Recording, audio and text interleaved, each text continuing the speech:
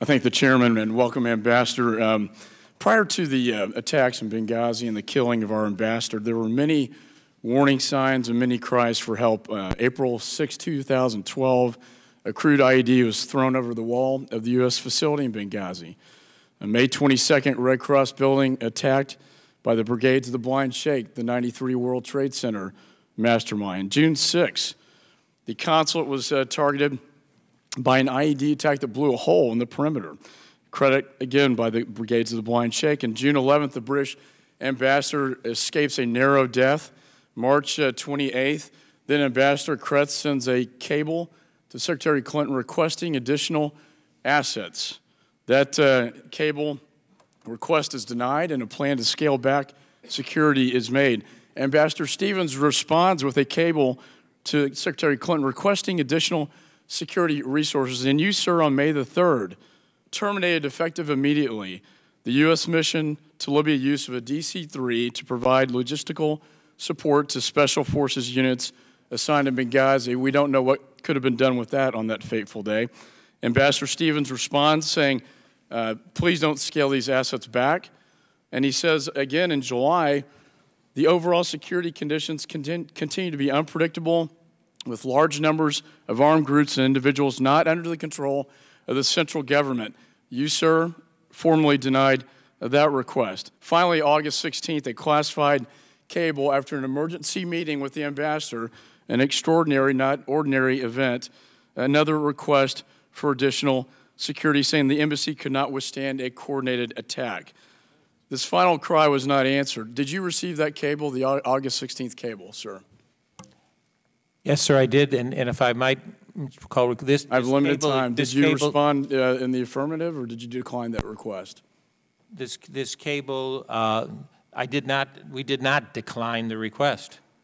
Was additional security provided on that day, weeks before the September 11th attack? The cable, sir, and I have a copy in front of me, it closes with U.S. Mission Benghazi will submit request to U.S. Embassy Tripoli for additional security upgrades and staffing needs. We never received that additional request. So there was no way I could respond to a request that had not yet been submitted. Do you know if Secretary Clinton saw this cable? I do not believe so. Let me ask you something about a security waiver on September the 11th. Security at the consulate was deemed high on the State Department's threat list, but yet it didn't meet the minimum security standards as required by the Congress under the Secure Embassies Construction and Counterterrorism Act. Somebody at the State Department waived these standards known as the Inman standards for our presence in Benghazi. Do you know who waived those standards? It wasn't the Inman standards, sir. The Inman standards only apply to buildings that we build. What I believe we are talking about here, sir, is what are called the OSPB standards, the Overseas Security Policy Board standards.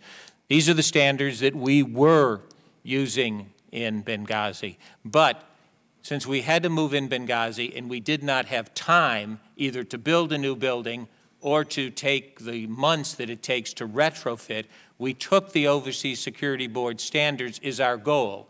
And as I mentioned in response to Mr. Conley, we were running down those standards, adding additional items every Well, I have a memo that was sent to you from your staff saying that we needed to bring the facility up to an acceptable standard to you, Mr. Ambassador. I don't know what the action was. Apparently, it was not approved. I'd like to enter this memo, Mr. Chairman, into the record. Without objection. Finally, I got limited time. I've talked to sources on the ground that fateful day when the Marines were deployed from Rota, Spain, into Tripoli, and were asked to deplane and change into civilian clothing, and that mission was delayed by several hours. Now, first of all, why wasn't this plane with Marines that could respond possibly in a timely manner sent to Benghazi?